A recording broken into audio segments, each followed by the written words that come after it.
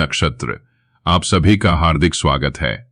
इस वीडियो में हम मूल नक्षत्र के दिव्य स्वरूप, इसकी अधिष्ठात्री देवी तथा इसमें निहित गहन आध्यात्मिक रहस्यों को शास्त्र सम्मत और सरल भाषा में समझेंगे। सबसे पहले एक महत्वपूर्ण बात, मूल नक्षत्र में जन्मे जातकों को सामान्यतः किसी को धन उधार देने से बचना चाहिए, क्योंकि ऐसा करने से धन की वापसी में विलंब, हानि या मानसिक चिंता का सामना करना पड़ सकता है। शास्त्रों के अनुसार अश्वत्थ वृक्ष की जड़ों में देवी निरृति का निवास माना गया है। मूल नक्षत्र की आध्यात्मिक शक्ति दशमहाविद्याओं में वर्णित माय धूमावती से भी जुड़ी मानी जाती है। प्रत्येक नक्षत्र की शक्ति उसकी अधिष्ठात्री देवी पर आधारित होती है, जबकि उस नक्षत्र का स्वामी ग्रह उसके स्वभाव, गुणों और जीवन में प्रकट होने वाले परिणामों का संकेत देता है। मूल नक्षत्र की अधिष्ठात्री देवी निरृति हैं। वे संहार, क्षय, दुख और विनाश की अधिष्ठात्री देवी मानी जाती हैं। परंतु यहाँ विनाश का अर्थ केवल नकारात्मक नहीं है, इसका वास्तविक अर्थ है पुराने का अंत और नए जीवन का आरंभ। जब तक पुराना समाप्त नहीं होता, तब तक नवीन सृजन संभव नहीं होता। इसलिए निरृति देवी जीवन में परिवर्तन, आत्मशुद्धि और आध्यात्मिक जागरण की प्रतीक हैं। इसी कारण मूल नक्षत्र व्यक्ति को जीवन की प्रत्येक घटना के मूल कारण तक पहुंचने की प्रेरणा देता है। यह नक्षत्र बाहरी उपलब्धियों से अधिक आत्मचिंतन और आध्यात्मिक परिवर्तन की ओर अग्रसर करता है। मूल नक्षत्र से जुड़ी एक विशेष अवधारणा है जीवित शव। इसका अर्थ शाब्दिक रूप से नहीं, बल्कि आध्यात्मिक दृष्टि से समझना चाहिए। इस नक्षत्र में जन्मे लोग अनेक परिस्थितियों में बाहरी घटनाओं पर तुरंत प्रतिक्रिया नहीं देते। वे भीतर ही भीतर गहन चिंतन में डूबे रहते हैं। इसलिए कई बार लोग उन्हें भावशून्य, उदासीन या दूसरों के प्रति रुचि न रखने वाला व्यक्ति समझ लेते हैं, किंतु वास्तविकता इससे बिल्कुल भिन्न होती है। उनका मौन उपेक्षा का नहीं, बल्कि गहन मनन का प्रतीक होता है।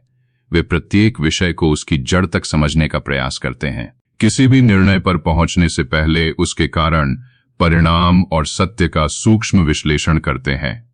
इसी कारण मूल नक्षत्र के जातक बाहर से शांत दिखाई देते हैं, लेकिन उनके भीतर विचारों का एक गहरा संसार चलता रहता है।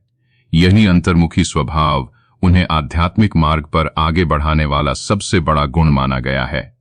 मूल नक्षत्र अत्यंत दिव्य होने के साथ साथ अत्यंत रहस्यमय भी है। इसका प्रतीक केतु का मस्तक विहीन धड़ माना जाता है। यह प्रतीक इस बात का संकेत देता है कि मूल नक्षत्र से प्रभावित व्यक्ति जीवन भर किसी गहरे सत्य की खोज में लगा रहता है। वह जीवन में आगे बढ़ता रहता है, परंतु उसके भीतर बार बार यह प्रश्न उठता है, मैं कौन हूं? मेरे जीवन का वास्तविक उद्देश्य क्या है? इस जन्म का परम अर्थ क्या है? इन प्रश्नों का उत्तर उसे तुरंत नहीं मिलता। जीवन के अनुभव, संघर्ष, परीक्षाएं और आत्मचिंतन ही धीरे धीरे उसे उसके वास्तविक लक्ष्य तक पहुंचाते हैं। यही मूल नक्षत्र का वास्तविक संदेश है। यह नक्षत्र केवल भौतिक सफलता का नहीं, बल्कि जीवन के मूल सत्य की खोज और आत्मज्ञान की यात्रा का प्रतीक है। अब गुरु और शिष्य के संबंध पर हमारे ऋषियों द्वारा बताए गए एक महान सिद्धांत को समझते हैं। सच्चे ज्ञान की प्राप्ति के लिए शिष्य को सबसे पहले अपने अहंकार का त्याग करना आवश्यक है। मुझे सब कुछ पता है, ये भावना आध्यात्मिक प्रगति में सबसे बड़ी बाधा बनती है। शिष्य को अपने पूर्वाग्रह, हठ, कल्पनाएं और व्यक्तिगत धारणाएं छोड़कर विनम्रता के साथ गुरु के उपदेश को ग्रहण करने के लिए स्वयं को तैयार करना चाहिए। आध्यात्मिक ज्ञान केवल ग्रंथ पढ़ने या प्रवचन सुनने से प्राप्त नहीं होता। उसके लिए मन का निर्मल होना, सत्य को जानने की तीव्र जिज्ञासा तथा पूर्ण विनम्रता आवश्यक है। जब शिष्य इन गुणों को अपने भीतर विकसित कर लेता है, तभी वह गुरु कृपा का अधिकारी बनता है। गुरु की कृपा सभी को समान रूप से प्राप्त नहीं होती। श्रद्धा, भक्ति, विनम्रता, सेवा भाव और पूर्ण समर्पण रखने वाले साधक ही उस दिव्य अनुग्रह के पात्र बनते हैं। जब गुरु कृपा प्राप्त होती है, तभी आध्यात्मिक ज्ञान हृदय में प्रकाशित होता है, अज्ञान का अंधकार दूर होता है और जीवन अपने वास्तविक उद्देश्य की ओर अग्रसर होने लगता है।